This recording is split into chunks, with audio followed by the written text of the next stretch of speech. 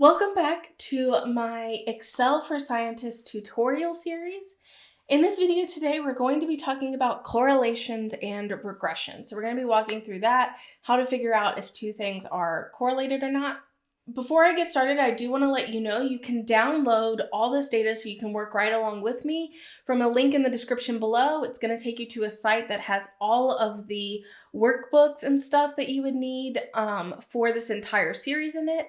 And you can also get my Excel cheat sheet on that page as well, which will allow you to have all of these formulas and everything that I'm doing in an easy PDF so you can just reference that.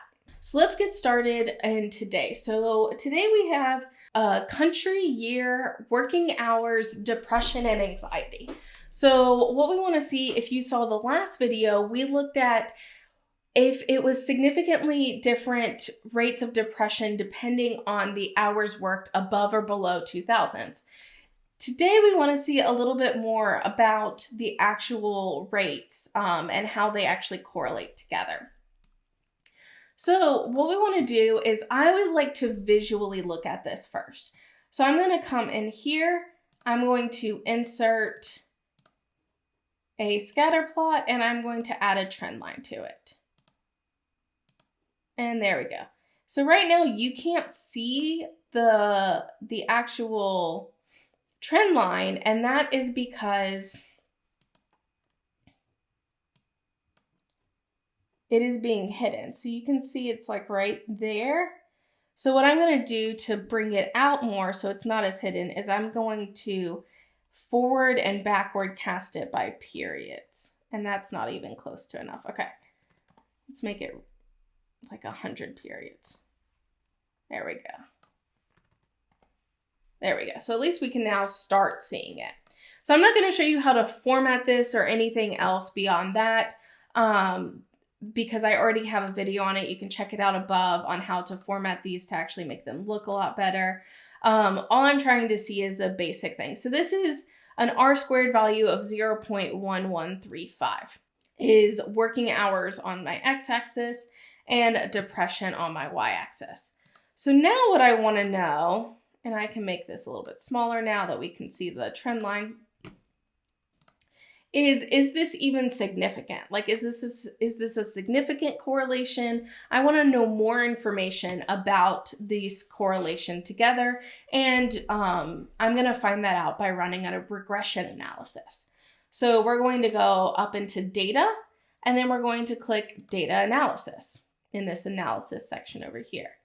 So now I'm going to go to regression and click OK. So now we need a Y and an X input range. So and in this case, you want to make sure that there's no non-numeric values. So you can see our headers here, they contain non-numeric values. We don't want to include that in there. So our depression is going to be our Y range. And again, if you want to know how I'm just quickly going down, Control or Command Shift and arrow keys to any side is going to take it all the way to the next blank space. And so I'm going to do the same thing on the working hours. Okay. And then I can include the residuals. So once it fits the line, what is the residuals? I'm not going to do that here because it will take forever to process basically. But I can do the line fit and the residual plots. And so I'm just going to have it output it in a new worksheet. I'm going to click OK. And so now you can see it has sheet 1, and these are the residual plots. This is what it would predict the Y to be, and this is what the Y actually is. And this is our residuals. So over this is what we're getting. And we can see the most important thing with our residuals is we don't want to see a clear pattern. So we can see that all along here, it's just jagged up and down. This is just what real data looks like. So over here, you can see the residual output. So for each observation, this is why this Excel is so long. For each observation, it's going to tell you what the predicted Y is and how far off from that was the actual Y. If we want to see the p-value or the significance of this correlation, we can see that here. So whatever variable you're looking at, you can come over to the p-value, and that's going to be your significance of this correlation. This is so highly significant, even though it's so little. And all that significant means is, yes, this is actually correlated together, and it's correlated significantly. It's not just a trend. It's giving some value to that. The reason this is so highly correlated is because of the number of observations we're seeing. Since there's over 1,000 observations and we're still maintaining any real correlation going on there, it's going to see that as a significant correlation. If there were only 5 things here and it had 0.11, you probably wouldn't see near as high of a significance. We can also see the R here. So this is just the multiple R. Our R squared is what we saw in our other plot. Bring it up here. So yeah, 0.11 is what we saw in our other plot. And then we have an adjusted R, the standard error of this, and our N, our number of things, of observations. So now, what if we just did this for a single country, right? Because that's now removing a lot. One, it's going to remove a lot of observations, but 2, it's actually going to remove a lot of confounding variables. So if we just did our working hours and our depression, so let's just look at that as a scatter plot real quick. So you can see this really changes. It's very strange.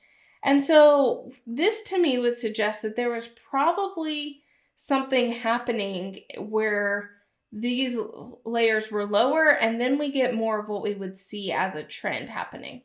But let's run this regression anyways. Data analysis, regression. So this obviously has different numbers.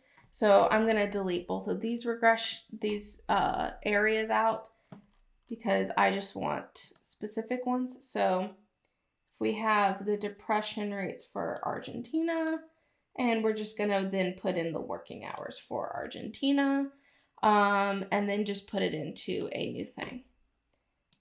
So now you can see in this X variable, this is still significant. It's still, as we can see, it's decreasing. Our trend line decreases down. It's still significant, but it's much less significant because we only have 28 observations here versus having 17,000 observations. But you can see our R squared is increased, right? It is adjusting more, and that's because we're removing a lot of data points. We're also removing a lot of confounding variables. Now all of these are coming from a single country with just the year varying, instead of them coming from multiple countries and multiple years where we get a lot of different things going on. And so here you can see overall they're showing that as the working hours increase, we actually see lower levels per the country. So this isn't on an individual basis. So this is just an average over the country. So that's how you can basically get some information about your correlations and regressions. And we can add that trend line here so that we match that data that we found earlier. There we go. So this is how you can get a little bit more information, and we could also do the same thing between depression and anxiety. We could keep doing this multiple times, but that's not really necessary. And now you can rename these things for what they actually represent. So you have all of this data constantly in there. You have the ANOVA data about this, basically a one factor ANOVA. And then you're able to get more information here as well. So I really hope this is helpful. Don't forget to download the Excel cheat sheet to be able to work through this and have all of this in a simple cheat sheet for you. I hope this was helpful, and I look forward to seeing you in the last video of this series that will come out next week, which is all about how to export your data out of Excel. See you in the next video.